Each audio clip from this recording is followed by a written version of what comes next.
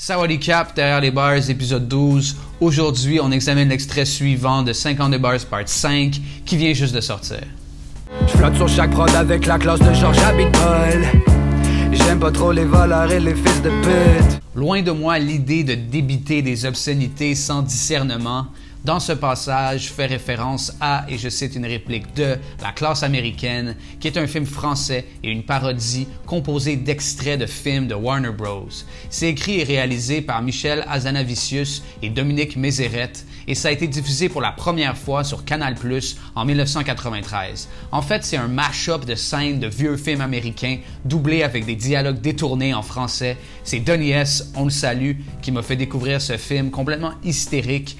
Honnêtement, j'ai rarement ri autant en regardant un film. C'est un des trucs les plus délirants de tous les temps. C'est pas très connu au Québec, mais je me suis rendu compte qu'en Europe francophone, c'est un classique culte que tout le monde connaît. Le film débute avec la mort du héros du film, Georges Abitbol, l'homme le plus classe au monde. Et ce Georges Abitbol, c'est actually John Wayne. C'est ça qui explique le choix du artwork de 50 Bars Part 5, dessiné par mon acolyte Toine, qu'on salue également.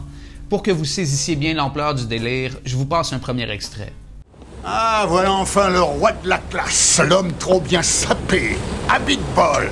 Alors comme ça t'as été élu l'homme le plus classe du monde. Laisse-moi rire, style le grand playboy des fonds marins, genre qui fait rêver les ménagères. Sauf que moi je les baise, moi, les ménagères, non? C'est pas vrai? Écoute-moi bien, mon petit José. Tu baises les ménagères, bien, tu dois avoir le cul qui brille, mais c'est pas ça qu'on appelle la classe. Je te dis ça en qualité d'homme le plus classe du monde. Je t'arrête tout de suite. La classe, c'est d'être chic dans sa manière de s'habiller. Rien de tel que d'aller chez Azedine, Alaya, ou même de s'acheter des soupules chez Yoji Yamamoto. Excuse-moi de te dire ça, mon pauvre José, mais tu confonds un peu tout. Tu fais un amalgame entre la coquetterie et la classe. Tu es fou. Tu dépenses tout ton argent dans les habits et accessoires de mode, mais tu es ridicule. C'est loin d'être le passage le plus drôle du film, mais je voulais vous initier à ce bon vieux Abitbol. La deuxième ligne de l'extrait de 50 Bars Part 5 auquel je faisais référence plus tôt. J'aime pas trop les voleurs et les fils de pute. C'est une réplique mot pour mot de la classe américaine, qui est aussi un hommage à Citizen Kane d'Orson Welles. Justement, Orson Welles fait une apparition au début de la classe américaine pour nous informer que... Bonjour. C'est moi Orson Welles. Ceci est ma maison que vous voyez derrière là. Pas mal, non? C'est français. Je me permets d'interrompre ce film parce qu'on se fout un peu de ma gueule. C'est du vol et du plagiat. J'aime pas trop les voleurs et les fils de pute. Dans ce film, le héros meurt au début et des journalistes décident d'enquêter sur ses dernières paroles. Comme dans Citizen Kane. J'appelle ça du plagiat. Les journalistes vont interviewer des gens sur le héros. Vous allez voir que les témoignages, ça va être des flashbacks. Je les vois trop arriver. Rosebud!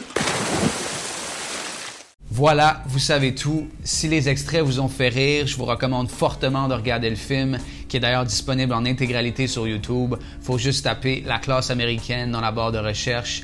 À très bientôt pour le prochain épisode de Derrière les bars et le prochain single de La Mousson. Le train fou est toujours en marche. Sawadee Cap. Je flotte sur chaque prod avec la classe de Georges Abitbol. J'aime pas trop les voleurs et les fils de pute. Mes avoirs s'accumulent, en somme c'est un signe de plus que je fais quelque chose de correct. Mon sound money est silencieux. C'est ce que j'appelle le progrès. Quand finalement j'écoute, j'entends rien d'intéressant. Les mêmes 2-3 clichés répétés incessamment. Avoir rien à dire, ça en dit long, la grande vision arriveront jamais à l'achever de mon ambition.